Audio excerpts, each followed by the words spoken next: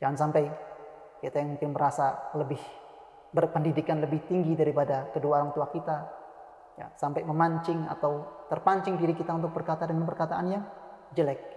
Ya, padahal Allah perintahkan untuk berkata dengan perkataan yang lemah lembut. Ya, kita bahkan dilarang ya untuk berkata dengan perkataan yang menunjukkan jengkel, perkataan atau mungkin cek, itu aja.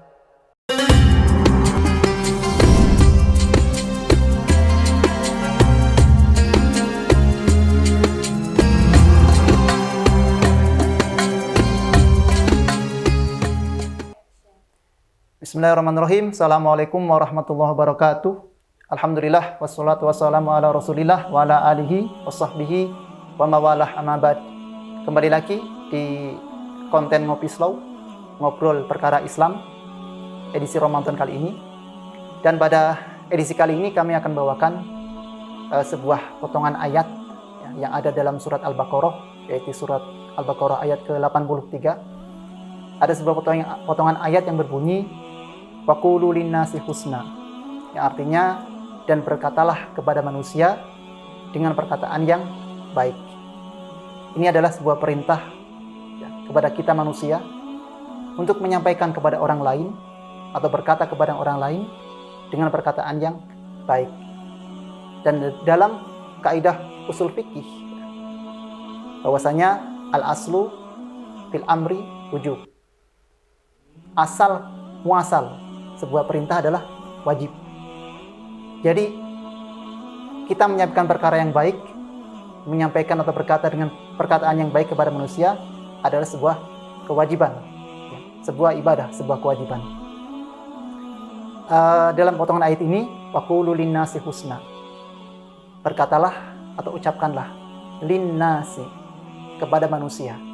Dan linnasi di sini adalah linnasi umum, ya, kepada semua manusia, ya, semua jenis manusia, baik dia orang tua kita, baik dia karib kerabat kita, ya, suami atau istri kita, ya, orang-orang yang membutuhkan atau orang-orang yang lemah, ya, bahkan termasuk kepada orang-orang kafir, ya, ataupun orang-orang yang jahil.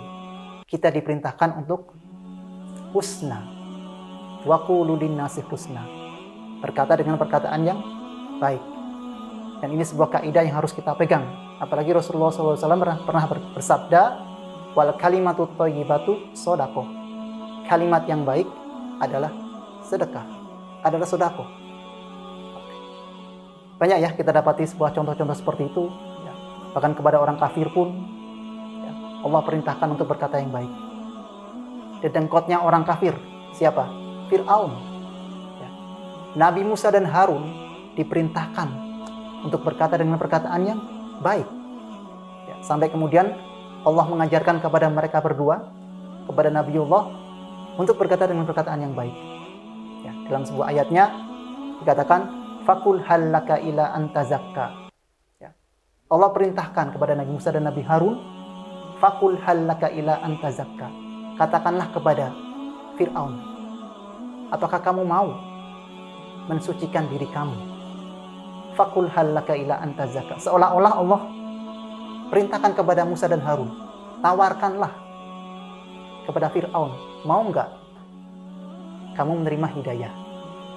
Jadi Allah tidak memberikan dengan kalimat yang kamu harus nerima, kamu harus nurut sama saya, harus nurut dengan perintah Allah. Tidak, ya. Tapi Allah perintahkan Nabi Musa dan Harun dengan kalimat yang teramat sangat bagus. Fakul hallaka ila antazakka. Kemudian wa ahdiyaka ila rabbika fatakhsha. Ini sebuah contoh yang sangat bagus yang Allah perintahkan kepada Nabi Musa dan Nabi Harun, ya, untuk berkata ya dengan perkataan yang lemah lembut, bukan perintah, bukan cercaan. Kemudian contoh yang lain yang kita kadang-kadang sedikit terpancing untuk berkata dengan perkataan yang kurang baik, mungkin kepada orang-orang lemah, kepada fakir miskin, kepada anak yatim, ya, kepada orang-orang yang membutuhkan, ya. Seolah-olah mereka pangkatnya, levelnya di bawah kita, sehingga kita mungkin dengan mudahnya akan berkata dan dengan perkataan yang menyakitkan. Ya. Tapi Allah juga larang. Ya, Allah juga larang. Sebagaimana dalam firman-Nya, wa ammal yatima fala taqhar wa ammas sa'ila fala tanhar. Dan kepada anak-anak yatim, maka janganlah kamu semena-mena kepada harta mereka. Wa ammas sa'ila fala tanhar. Dan kepada orang-orang miskin, ya, jangan juga kamu berkata dengan perkataan yang jelek, dengan mencela, dengan menghardik mereka. Ya, kalau kita mungkin nggak bisa memberikan manfaat kepada orang miskin, orang yang tidak mampu, orang yang membutuhkan kita, maka janganlah kita cela. Ya, cukup balas dengan perkataan yang baik. Jangan sampai mencela mereka. Nah, kita kadang-kadang tergelitik nih di jalan. Lihat orang yang lagi minta-minta, ya, mungkin orangnya kelihatan sehat, ya, orangnya kelihatan bugar. Ya, seolah-olah kita pengen membalas dengan perkataan yang lebih keras lagi. Pak, kan sehat Pak, kok ngemis, kok minta-minta? Gak usah. Ya. Wa ammas sa'ila fala tanhar. Kalau kamu nggak mampu memberi, ya, maka cukup tahan dirimu, tahan diri kita untuk tidak menghardik mereka. Kemudian jelas yang paling penting adalah berkata dengan perkataan yang baik kepada kedua orang tua kita. Jangan sampai kita yang mungkin merasa lebih berpendidikan lebih tinggi daripada kedua orang tua kita, ya, sampai memancing atau terpancing diri kita untuk berkata dengan perkataan yang jelek.